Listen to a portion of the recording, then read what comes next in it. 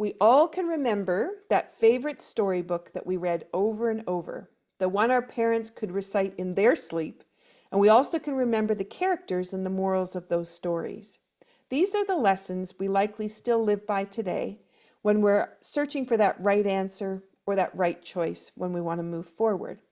My guest today, Paul Collins, is the owner of Moonlight Puppies, a publishing company that specializes in writing children's books that demonstrate strong, lifelong principles. With beautiful illustrations and character development, we can reach the heart of every child's imagination as they listen and learn to these stories. As you consider the programs your children may be involved in, and I'm aware of the characters now as a part of my grandson's life, we need to look at the messages that those characters are sharing and how we support our youth to be their very best, one good book at a time. You're listening to Be Well with Michelle Greenwell. This is sponsored by the Cape Breton Tea Company and Dance Debut Inc. And I'm really excited to have multi-author Paul Collins to join me today. Hi, Paul. Good morning. Thanks so much for having me on. Oh, it's so beautiful to be here and to be talking about children's books because it definitely is a passion of mine. Before we dive in, let's set things up for our audience to be able to receive a balance and feel that they've had a little bit of nourishment themselves as they've listened to the podcast. And I usually pull a card from my affirmations for the body and biofield deck. But today, because we're talking about children, I wanted to pull something from the It's in the Cards deck, which was designed for kids and is an opportunity for parents to be able to have energy tools to help kids to calm, go to sleep easier, or to be able to focus, or to bring their energy into balance just if they've trying to bounce off the walls from being inside too long. And so I pulled the card today for, I hope I can get this through the light here. So this is a little tiny cricket. So it's the wood element, the color's green, and there's a sound on it that says shh. And at the bottom it says 3 pushes. 3 pushes comes from Tai Chi, where we actually massage our feet by rocking back and forth in our feet. And children will often do that when they're standing and trying to tell us something, but they're a little bit anxious about what they want to say, and they'll do that little bit of rocking. So what I'm going to invite people to do is think about how they can rock back and forth on their feet. And I wanted to bring in one more tool that I thought maybe you could do with me, Paul, which is putting fingertips on the forehead. And this one is to calm. So if we were rocking back and forth in our feet and we just put our fingertips to our forehead, that's a great way to be able to produce a calmness. So if somebody's having trouble deciding something or expressing themselves, this is a great way to do it. And that's all you need to do. And that sound of shh is the sound that a cricket makes, but it's also a great way to shift the body away from maybe some anger or some angst. And you can just say shh, shh, shh, and you could make up a tune if you wanted. All right, that was probably more than that you needed to know about some ways to help kids. Let's bring some tea into this. Have you got any tea with you today, Paul? I do. Some What have iced you tea. got? You've got iced tea. What, Iced and tea. any particular kind? Green tea. Okay. Yeah. And usually, do you drink it cold? I drink my coffee hot. I drink my iced tea cold. Awesome. Awesome. All right. And you have it in a thermos. Is it Yes. a one that you use all the time? Yeah, I sort of use it. It's nice for coffee in the morning and iced tea in the afternoon. And you got the one container you carry around. It's good size, fits in my car in the middle between the 2 seats. And it's big enough that you don't have to refill it every hour. So it's good. That's what I was thinking about. It's probably one where you can gauge how much liquid you've been able Yeah. to consume across the day. Yeah, perfect. I was thinking about storytelling and what happens around a campfire. Right now we're covered in snow, so our campfire fire pit is totally, you can't even find it. But I put together beach bonfire, and this is the flavors of what would be a s'more.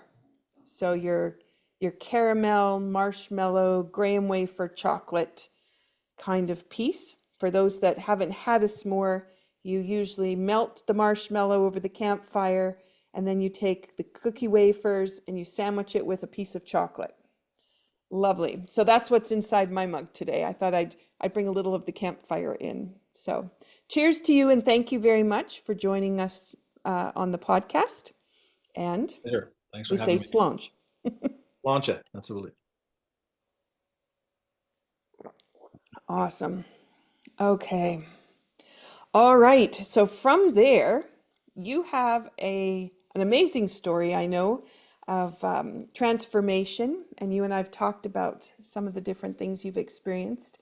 Do you want to share a little bit about how you got into writing books and what led you on that journey?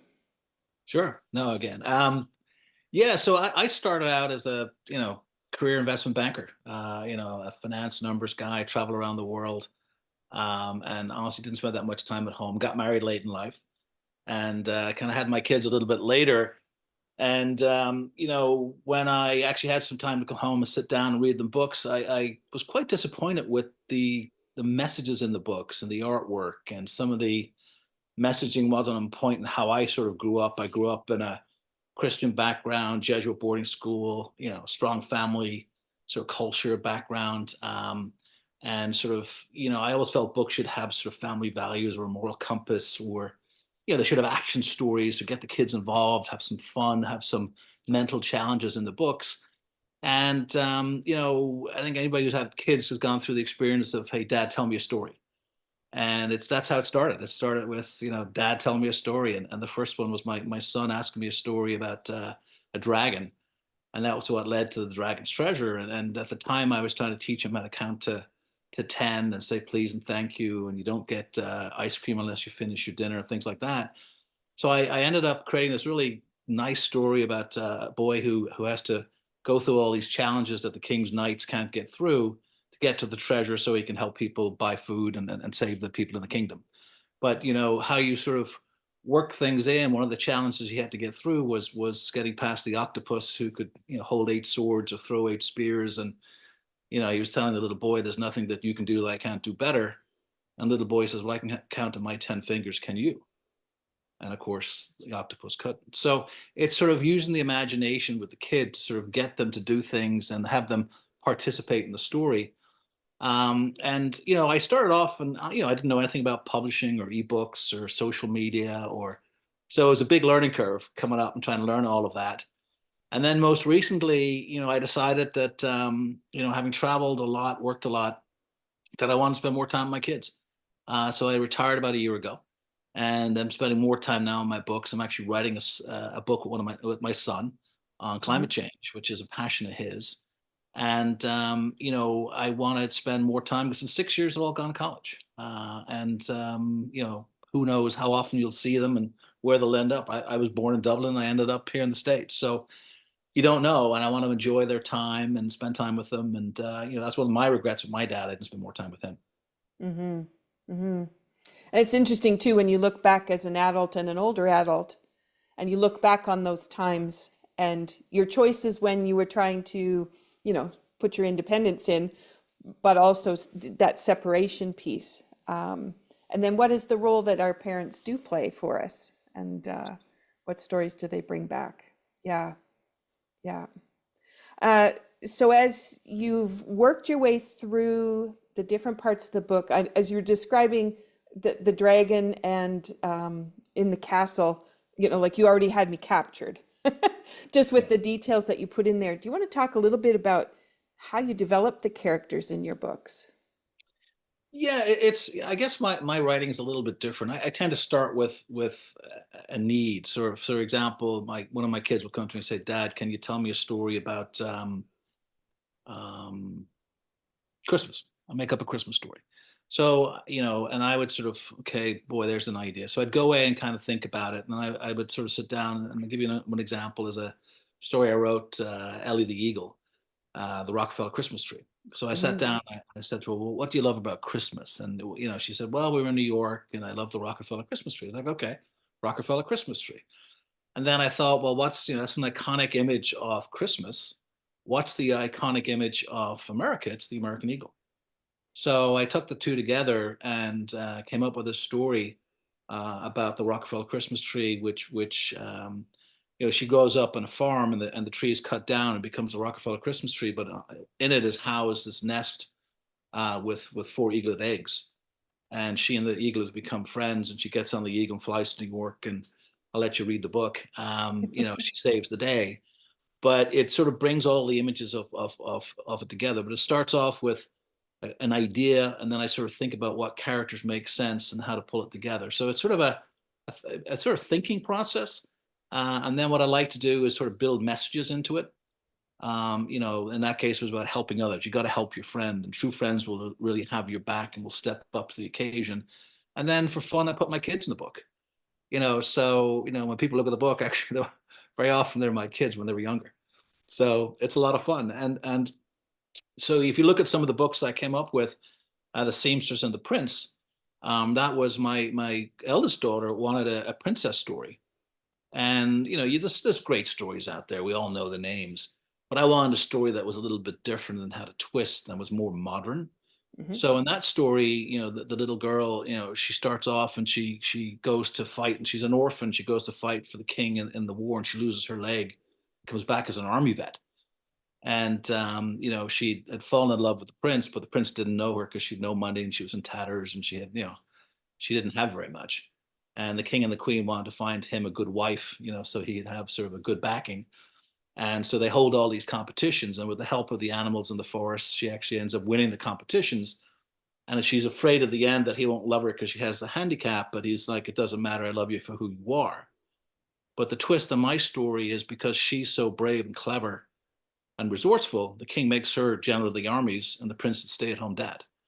So it is it is a classic, but a twist for the world we're in, because there's so many brilliant women that are, Yeah. the home givers, the providers. They're both working, they're working, and I think that's a message that's really important for my girls. Yeah. Um, you know, and then I took the Ellie the Eagle character, which I think is iconic for the country, and I wrote this book about the history of New York City, through her eyes, where she flies over the city and tells the history of New York City, and is dedicated to first responders because of their bravery in 9/11, and deals with these concepts and deals with immigration and these issues we deal with. But it's done by an artist who's brilliant at sort of landscaping and big visuals. So the artwork is spectacular. And actually, I have a YouTube video, Ellie the Eagle, the Rockefeller Christmas Tree. So if you want to get a sense of what it's all about, I encourage people to go flip that on. It's 8 or 9 minutes, but it gives you a very good feel for the sort of the story and what goes on.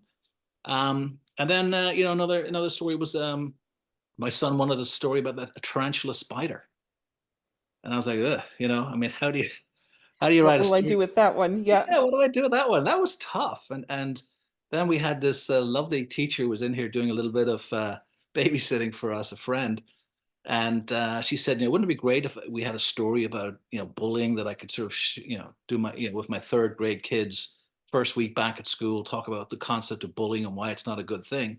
So I sat down and ended up putting this really fun story called Tony the Tarantula, which is a little bit of a play on The Sopranos. And this tough guy who at the end of the day realizes he's not quite as tough as he thinks he is. Hmm. And because all these kids have special talents that he can't match up to. So, it's a really good book. And I think artwork is super important. I think having sort of trivia, having characters, a humanization of of a tarantula spider, making him almost look like a little boy, but he's got features of a tarantula. So the kids can relate to it. It's not. And I think one of the things that I loved the most was when I told the Ellie the Eagle story to my daughters. I think it was a first grade class. I had several kids come up to me afterwards and ask me if the story was real. So think about it. You've got this little girl flying on the back of an eagle over New York City. Of course, it's not real, but it's their imagination. And if you can Yeah. capture kids where they actually think the story is real, that's fantastic. I mean, that just every time I think of it, puts a smile on my face. Yeah. Absolutely. And then that just opens up their world of possibility because they don't have the confines of us saying whether it's real or not real. Yeah. And does it matter? Absolutely. Absolutely. Yeah. Um, so you were talking about the artistry. So I know when you're publishing books, depending on, what publisher you're working with, who's going to be the artist for your book is sometimes decided for you, but you have very specific requirements that you put into those pictures. Tell me about working with the artists that you do work with. Yeah, I mean that's a it's a great question because there's so many good artists out there. You know, when I first started this, it was like, well, what artists do you use? So I went into a number of libraries, bookstores, looked at books, looked at some art I liked, went online. There's some really good sources to go to sort of find illustrators, and then I honestly I probably looked at 1,500 artists. Oh my gosh. Uh, yeah, over a period of 2 years, to find ones where I really liked their style in certain books and with certain characters. And I ended up picking 8 that I actually work with. And they all have slightly different nuances. Mhm, And it's so what I do is when I think of a story, I'm instinctively thinking about what the look is mhm, and which of those artists is really best suited to that look. So I'm working with an artist called James Madsen who does unbelievably good humanization of sort of animals. Where it's we're doing one actually. My son's book on climate change is being done by him, and Tony the Tarantula was being done by him. And it's really kind of a fantastic. It's fantastic to work with them because they're so creative. You can give them a little bit of guidance, boom, mhm, and you can tell them that you did something like this in books XYZ. I want to kind of take that and do a little bit more of this or that, the other. And they're so talented. They can. It doesn't. You'd be surprised how quickly the artwork. Once the hardest part to do is to find the style you'd like. But if mhm. you know what that style is, then you're just creating characters, and that's where it's really fun with the kids. We sit down and we design characters. We just did this for my son's climate change book where we're coming up with names for characters. So one of the girls in the book is called the planet, right? So another book about an African slave girl. It's called Adhikar, and Adhikar comes from the first 3 initials of my daughter's first names, Adeline and Caroline. So it's Adhikar.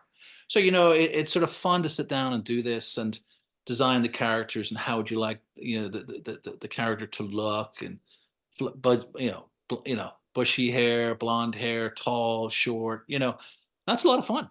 And Mhm. and so I picked those. So I wanted at one point a very sort of old classic kids book from when I was a kid.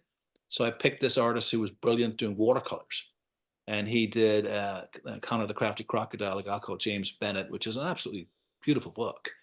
And then I have more of the traditional sort of Disney Pixar type look, that classic movie book, where I got a couple of Latin American artists, Omar Aranda and people like Dennis Alonso to do those books because they're very good at that sort of type of look.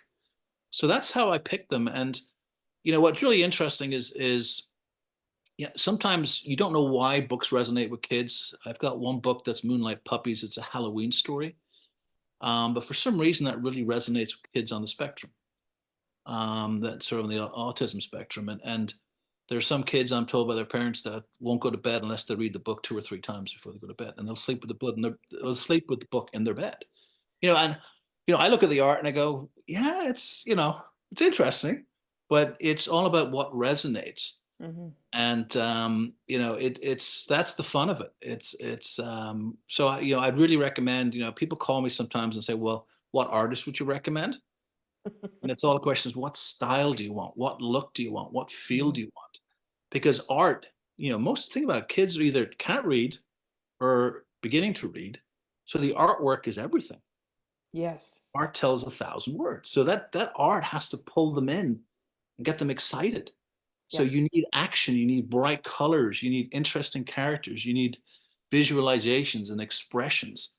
So all of that comes into sort of picking the particular artist I use for a book. Hmm. Hmm. And you were talking about too about the animals because the animals they have to be able to reflect human characteristics. So drawing those kids in, that's not an easy feat. Um, it's one thing to be able to draw the bear, but it's another thing to have that bear have a grin that says something or a twinkle in his eye. Absolutely. Absolutely. Yeah, yeah. Oh, beautiful. When you look at how your children have grown up with these stories. How has their life been transformed by the way that you're able to bring the storytelling in and share these messages with them? How do you think that's changed for them? I think from my perspective, it's allowed me to get a lot closer to my kids. It's I think sometimes when you're a parent, you're traveling a lot. A lot of parents have this. You work a lot. Either you're both on the road or one's on the road, and you don't see your kids as much as you'd like to. And I think by doing this together, you develop characters, you get closer. It's more of a discussion and a dialogue, and it's Mhm. fun. And I remember when I was running the first time and it's great because you get these and you get these priceless moments, right? So one a great example is my wife said I shouldn't tell this, but is when I was with my youngest daughter and we had In Search of Bear, which is a beautiful book about a bear who gets bored with his teddy bear. He goes on this journey around the world and interviews the five big bears to see if they'll come home with him. And one of the bears is the panda bear. And the panda bear is like, look, I'm on the extinction list and I can't move. I'm not allowed to move. And I eat all day. I eat, 20 hours a day and I poop 40 to 50 times. And that's and he goes that the little boy goes, that's a lot of poop. I'm not sure I want to bring you home to be in my house. And my daughter, who's like 5 or 6, she turns around, she goes, Daddy, he's got a big tummy. You got a big tummy. And I said, yeah, well, is there anything I said, okay, is there anything I should do about it? She goes, well, you should poop more. And it's like, it's the sheer you know, it's the sheer innocence, and we roared laughing. I mean, just roared laughing, and it sort of brings you closer to them. It puts you at a level with them that you're their friend. You're hanging out. I love telling riddles and jokes, and you'll see in my books. There's a lot of trivia. There's a lot of jokes. There's a lot of puns because I think parents should get a kick out of the book. So Mhm. when you read my books, it's got a little bit of that Shrek humor that. It's like Yep. tongue in cheek. Yeah, okay. So it's interesting for parents as Yeah. well as kids. And so I feel like, and I think my kids now have an interest in creative writing. My Mhm. son, wanted to say, Dad, look, I'd love to do a book on sustainability. Let's sit down and brainstorm. What do we do? How do we do it? And I think they also, I've gone into their schools and given creative writing, lectures to the kids, and they see the value, and hopefully one of them will turn around. He or she will want to write someday. Mhm. So it has lots of sort of tangential benefits. And then, I talk to them about the business, setting it up, how you do that, what the issues are, how tough it is to make any money, as a writer or a publisher. It's really hard. It's like a Mhm. lot of people write books. What makes a good book? Are you doing it for money? Are you doing it for something else? Why would you not do something for money? I mean, there's a lot of lessons that you can discuss with your kids, which I think are really important life lessons. With my son, here's what it costs to set a business up, and he wants to be an entrepreneur. So this is great. It's setting up bank accounts, setting up LLCs. All of that is stuff that you as a parent don't get the opportunity to teach kids in sort of the normal Mhm. life. Mhm. That's been great. Yeah. And then that opportunity to that jumping board for them, they've got that one under their belt. So whatever they decide to do next, it's not as scary because that first time is always so tough. Right. Yeah. And you're catching your kids too in their teens, so they're not in early adulthood yet. They're still ahead of that, and that's when they can still be listening, and um, you have an audience that is willing to work with you. Sometimes too they want to go off do their own thing by the time they've hit the early 20s. But you've already got that relationship established, which is really interesting. Yeah, that's wonderful. Um, what is next for you? I know you're working on this book with your son. Do you have something else coming along? Yeah, there's a couple of things. I've got this book on climate change with my son that deals with teaching kids the basic elements to understand what's going on and giving them some terminology. And it's sort of a very fun story. And I think he's going to go and take this and give some lectures and presentations to other kids in school in different schools. So I'm looking forward to seeing him do that and sort of taking it and growing with it. Um, I would like to write a book with each of my daughters. I think it'd be Hmm. really fun. I mean, the experience with my son has been great, so I'd love to do that. Just, talk to them a little bit when they get a little. It takes a little while for them to find their passion. They're still a little bit young, but Hmm. it's something that's really important to them. And then work on developing a book and a concept and a message and an action plan of taking it and doing some good for others. It's one thing to do it, say I did it. I think it's much more important if you do it with a purpose in mind, and you Hmm. do it for good and you go help people, Hmm. because the self the self gratification is really important in terms of what you get out of it. Um, and the other thing I'm working on, I've been always been a big trivia, riddle sort of puzzle person. Hmm.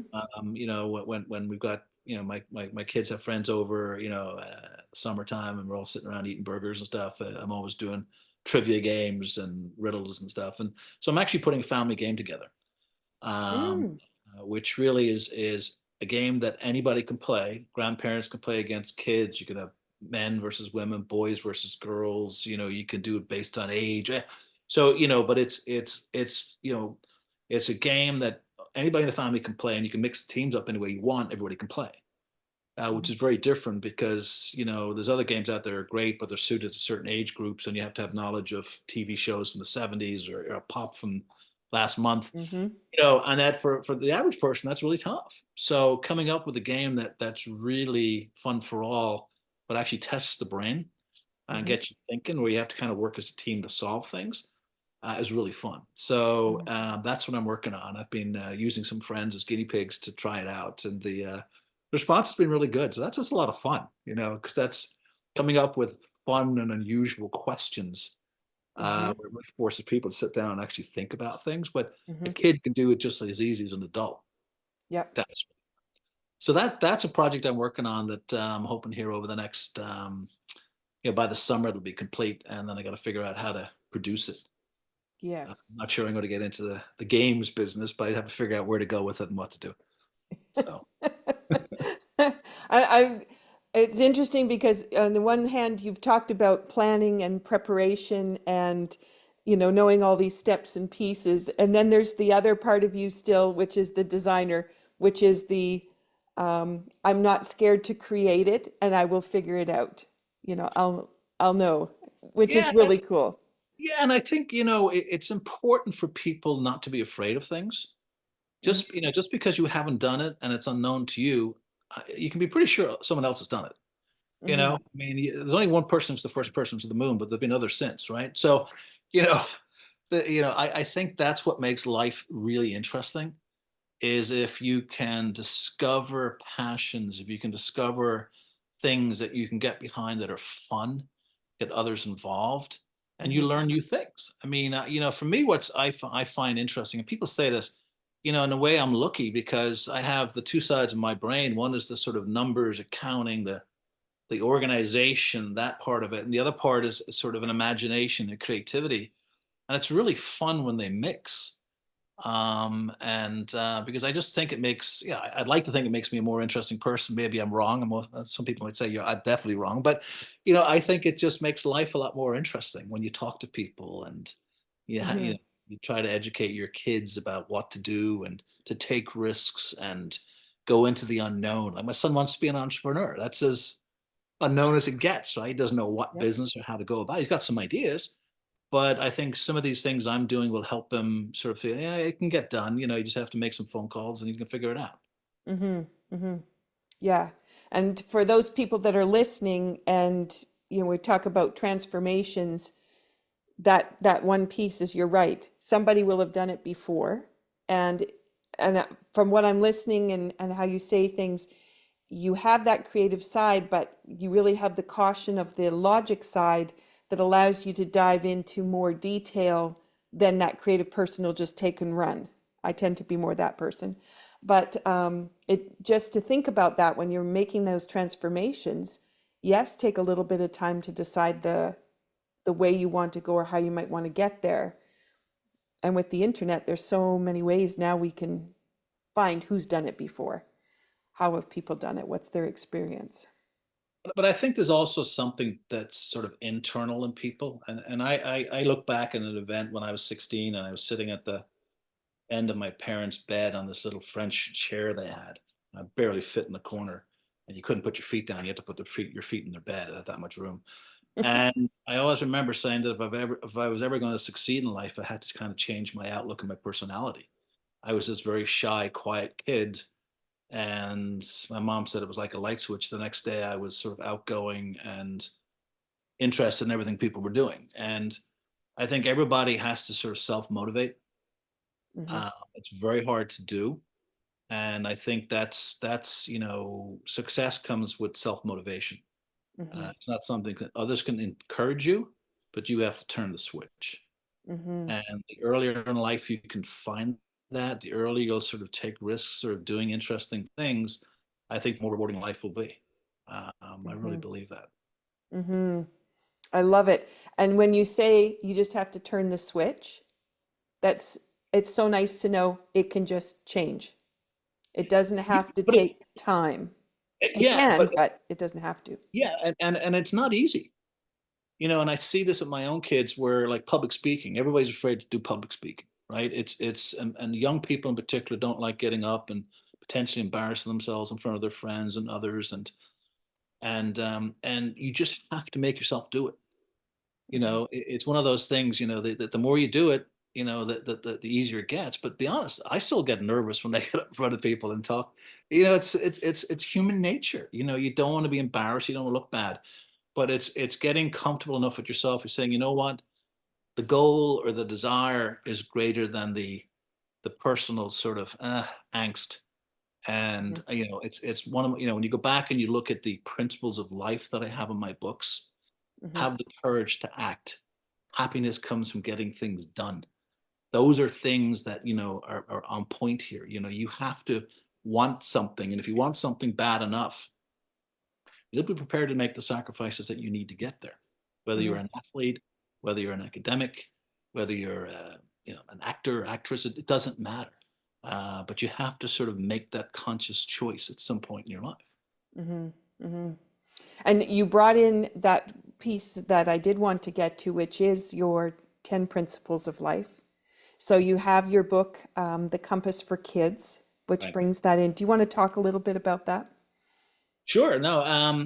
In all of my books all start out with these 10 principles, and they're introduced by a gentleman called Professor Science, and try to make it scientific. But it's really, to me, the 10 messages that I want my kids to walk away with, in terms of values and morals and ethics and sensitivities, that I really want them to have. So, number one is family is the most important thing. Um, Appreciate what you have. Believe in your dreams. Have dreams. Believe in them. Go after them. True friends will always be there, for you. And the reality in life is that you don't, you have a lot less friends than you think you do. You have a lot of Hmm. relationships and acquaintances, but true friends, no matter what, will be there. They won't judge you. They'll hear you out and they'll give you advice, and they're and as best they can. Always be willing to help others, which I think is really important. Think before you act. Think before you speak. Right. Have the courage to act. Is what we're talking about. Is that at some point you've got to step up and do things, even if you're uncomfortable. You get outside your what you believe are your own boundaries to do things that are important for you, or for the greater good. Don't be a bully. Everybody is special. There are a lot of kids that need help. There are adults that need help. Don't bully them. Help them. And lastly, handicaps shouldn't hold you back.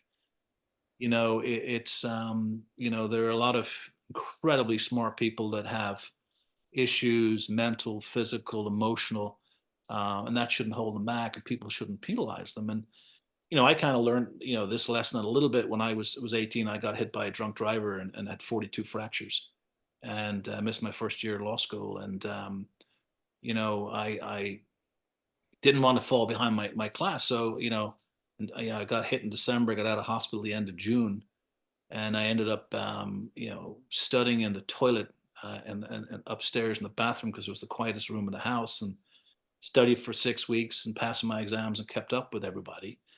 And I had paralysis in my arm, and I was in a cast on crutches. But I was determined, not to fall back. Mhm. because, I wanted to, I didn't want my life to sort of change because something bad had happened.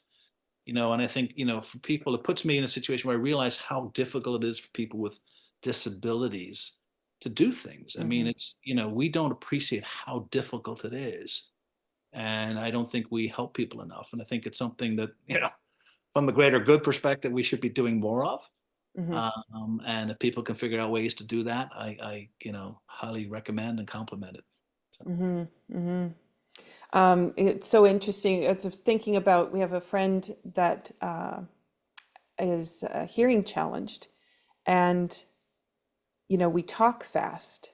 We talk while we're walking away. We don't really listen because sometimes we're too busy talking. There's all these things that when I'm in the room with him, it is so awakening for me to stop and think about what is the message I really want to share, and how do I share it the easiest way, because it's very tiring for him to dodge faces and try to turn himself so he can see the lips. And he walks away to go do something, and then a whole conversation happens and he wasn't a part of it.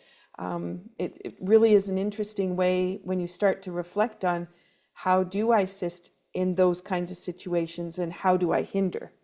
And what am I saying by making that hindrance possible? It's a great lesson, and it's been one where I've really stopped in other ways too, because like you said, when you're on one crutch and you have an arm that's not going to function as you want it to function, how can other people really start to reflect on that and be supportive in the way back? Yeah. Yeah. Wow. All right. There's so much happening for you and the books and the way they're going. There's one piece we didn't talk about, which is there is the opportunity to make money from books. You've been fortunate enough to have the sales that allows for that, but you also give back to charity. So do you want to talk about some of the charities you've chosen and that bit of the journey with the books? yeah, let me kind of take a step back, and I actually haven't made any money from the books. Everything I've made, I've actually given back into the charities, into a foundation. And for me, I think there's a bigger thing, which is, I think everybody should try and give back a little bit. Some people are baseball coaches. I mean, I didn't grow up here. I grew up in Ireland, so I did play baseball. So I'm not the person you want coaching your kids. I don't know the rules. But I've got I'd like to think I got a talent writing books and coming up with fun stories and value added stories.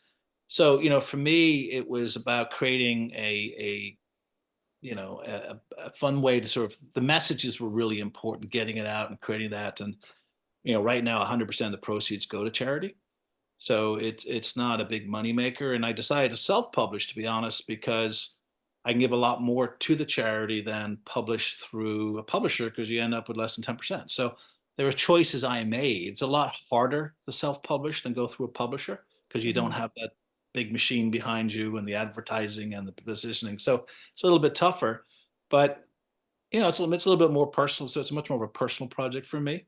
The charities that there's a number of charities that I think are just really great.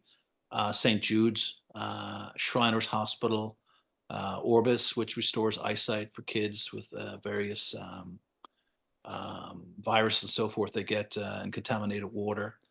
Um, um, Smile Train, kids with cleft lips, prevent child abuse.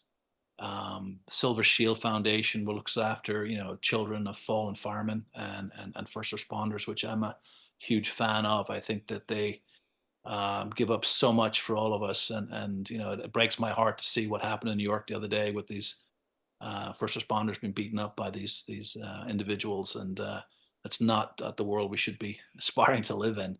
Mhm. So, I think these are all super, Doctors Without Borders. So they're all children focused, Mhm. and some others. And, I just think it's, you can't give to everybody. So you're better off giving a little bit more to some. And then, of course, you've got other ones, but they're the ones that are a little focused around the kids and the giving. And That's been a lot of fun. And so what I do for fun is that, I give sets of books to children's hospitals and special needs schools if people want me to. And then what's really probably the most rewarding sometimes is the good karma. I when I travel, I keep a box of books in the trunk of my car, or I keep some in my briefcase. And if I see a little boy or little girl at dinner or at the airport upset, I'll go over and sign the book for them and just give them a book. It's just, it's heartwarming. It's Mm-hmm. and I sit there and probably the memory that stands out in my mind most was when I wrote this story. My son wanted a story about a crocodile, so I came up with a story called Connor the Crafty Crocodile. And if you read the book is actually best told by acting it out and memorizing the rhymes and acting it out.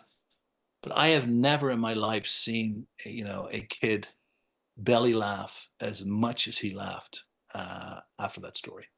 He and he was 5 years of age and rolling around the place laughing, and it was the sheer delight and joy. So I'm hoping that I can do that by giving my books out to some kids, some parents, that they get to enjoy those moments and help some people along the way. I would love to make this more successful, to be honest, so I can give more. Mm-hmm. It's and the issue you have is that you're self-publisher, so a lot of places won't look at your books. Bookstores won't carry you because you don't go through the publishers. You can't get your books, listed as a bestseller.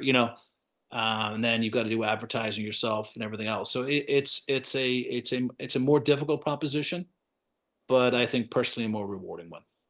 Mm-hmm. Wow. So for those people who are sitting there thinking, I don't know if I can do something, I'm thinking you just said, it's difficult. I do it anyway, and here we go. Yeah, it's amazing. Yeah, you'd have to take a step. And it comes back to what do you want out of life? I mean, I think that's something we all have to sit down and ask ourselves. Look, I mean, I'm over the 50-yard line. Okay, I mean, it's God only knows what they'll come up with in terms of technologies, and maybe that's not true. But I'm probably well over the 50-yard line. And you sit there and go, what impact will I make on the world? What can I do that's positive? I can be a good dad, a good husband, bring up kids who are honest, critical thinkers, see right and wrong, have the backbone to do something and the courage and the energy to go get it done. Right. So that's all great. Then what else are you going to do? What's your passion? How do you make something happen that's tangible? And it sounds morbid, but when I got up and I gave my dad's eulogy, I was like, wow, he did some really great things. And his passion was horses. And he set this Irish Equine Center up. And he did a lot of great things for his industry. And he's remembered for that. And I think everybody has a talent. Everybody has a capability, an intellect, a talent. The question is, can you transfer that into a passion and somehow make that a positive giver for people and yourself? And if everybody tried to sort of figure out what that passion is and spend a bit of time nurturing it and developing it, we'd make this a better community. We'd make this a better country, a better, better world, because people are trying a little bit harder to sort of help everybody out. And, I get a lot out of my books. I get a lot of fun out of it. I get a lot of fun talking to people with kids, the stories that come out of them and the interest, the look in their eyes. And, that is sheer joy. It's great. And I think, baseball coaches get it. And there's, when kids get excited and passionate and you're helping drive that, that's very gratifying. And I think we all get so jaded with work. We're all busy with work. I mean, you just don't have time. It's I'm lucky I've been able to carve out a little bit of time. I had a lot of plane rides to write these books. Um, so, but I think people need to take a step back in their lives and say, what can I do? When someone gets up and says a few words about me, what are they going to say? And Mhm. I think that's, when you get over the 50-yard line, you got to start thinking about those things and they become more important. You've Mhm. accomplished, you've done a lot of good things. You have a lot of, I think one of the things that we don't do enough of is mentorship.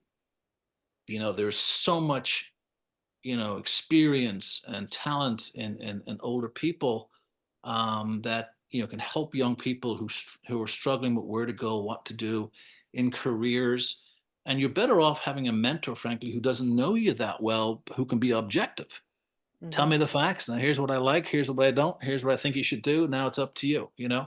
But I think that's something that we should all think about. As we get older, can we be a mentor to two or three teenage kids or kids in their 20s that need a bit of guidance and life, career guidance, whatever it is. And I just think that's kind of what we're supposed to do when we get older. Maybe I'm wrong, but Mm-hmm. I think those are the sort of things that I think about. I mean, charity is, it can be money, but I think more importantly, it can be doing something or it can be your time. Mm-hmm. And it doesn't necessarily have to be to an organization. It can be into individuals, because charity, broadly defined, is helping, right? Exactly. And I think that that's something that we all need to take a step back with and sort of look ourselves in the mirror and say, how can I make a difference? Mm-hmm. Mm-hmm. It's beautiful. Well, Paul, I'm, the books have depth themselves, but I really appreciate how you look at things and how you articulate it and the kinds of messages you're really bringing, not just to kids, because you're cultivating for teens and early adults with the way that you've approached raising your kids and spending time with them. So thank you for the time that you are putting in to be thoughtful in that way and for the influence you're making. Thank you. No, my pleasure, and thank you for having me. And the only request I have is, if people like what they hear, spread the message. You know, Exactly. it's and look, if I can be helpful to anybody, you have my details, moonlightpuppies.com. So Yes. Yeah. And do you want to say that again? yeah, so my website is, it's Paul Collins at moonlightpuppies.com. And actually, the easy way to track me down is go look up Ellie the Eagle, Rockefeller Christmas Tree on YouTube. And I Uh, will have that link in the description so people will be able to it's find it. really fun to watch, and it's got all my details on it. It goes through the 10 principles, and but it's sort of something you can pull up and show your grandkids or your kids, and it's a nice intro to what this is all about. Hmm. Hmm. Perfect. Thank you. Paul, I always ask my guests some kind of movement-based activity that you like to do that you could share. So as people have been sitting and listening, then getting that idea of how to get back and being active and what you partake in your day. What do you like to do? Um, Boy, a lot of things are fun, but I love spending time with my wife. If I was to, I just, I adore her. She's great. Um, I love getting up in the morning, having a cup of coffee. We both read a lot, research a lot, try to figure out what's going on in the world, and don't look so much as at the narrative you see, but what's going on behind the why is this is happening, who's behind it, what they're trying to do, and debating that. And usually by about 10 o'clock, we've solved the world's problems, and then we might go on a weekend and play golf. Mhm. So if I was to pick one door activity I like, and I prefer to do with anybody, it's my wife. It's just great, and I have to admit I never beat her. She's a better golfer than I am. So my goal is to actually beat her at golf one day. But it's just fun, to go out and chat and spend time, quality time, and have fun. And golf is an interesting sport where it doesn't matter how the other person plays; it's up to you. It's your game. Mhm. But you learn a lot about people when you play golf with them, the good, the bad, and the ugly, Mhm. because it's a very expressive sport. And it's a great way. You want to get to know, want to get to know somebody and how they think and act in certain circumstances. You'll learn a lot. But that's, playing golf with my wife and my son now. Mhm. Great day. Great day. Awesome. That's beautiful. I love that. I did with all the snow that we've had here. I did the walk down into the most beautiful part of the snow and lied down and made a snow angel. Nice. Nice. Mine is always to find that way to play, and I'm like you. The more time I have to play, I love playing with puppets, and in the storytelling that I do, I've always got puppets going. But it's really lovely to go and do some of those childish things, because as soon as you post a video of that on social media, all the adults respond, wish I could do that. Oh, I love that. I remember when. And that gets people thinking maybe I should do something a little bit different too. So, yeah. Thank you so much for this time, Paul. It's wonderful, and I will put all of the information into the description so people can find you, find the books, and I hope that they'll think about how they might be able to give that book as a gift, but also when they do, what that means for you and your charities, because it'll be giving in two ways, to the person receiving the book, but also to the charities that receive from you. So we'll I see really what we can appreciate do with that. that. Yeah, Thank you for thank you. having me on the show. Awesome. This is season 3 of Be Well with Michelle Greenwell, and we've been looking at transformations and the magic that happens when we move forward and try to do things that we might not have done before. And as you've been listening to the different podcasts, we've tried to share different perspectives across time. And we're just approaching the end of season 3, and we hope that you'll go back and listen to some of those podcasts again, or find ones that maybe you hadn't dove into yet, and learn more. And one of them is the story of the family, the Moyo family in Malawi, that my sister has been following, and that broadcast is always at the end of each month. All right, we wish you well. Take care, and don't be afraid to make a change and try something new at your house. This is Be Well with Michelle Greenwell.